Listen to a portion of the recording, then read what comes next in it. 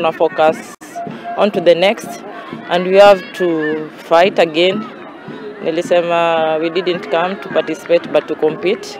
So wacha tena 90 minutes, no, actually it's 50 minutes itamu. The players actually did their best because our concept was to make sure that we keep the ball, we don't chase the ball, because I was just telling them that if we want to market ourselves is to make sure that we dominate the game, both defensively, offensively.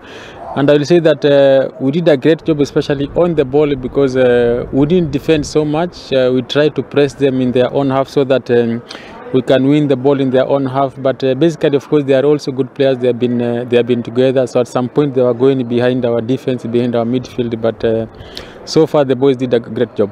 I think in the next 1 week, of course, I'm gonna work on building up from behind, because that is something that we need to emphasize on. Because if we don't build up from behind, then it means that our players will not express themselves. Our players will not have more touches on the ball. But if you can do that, it means that our players can express themselves, and you could see it in all the matches that you have played.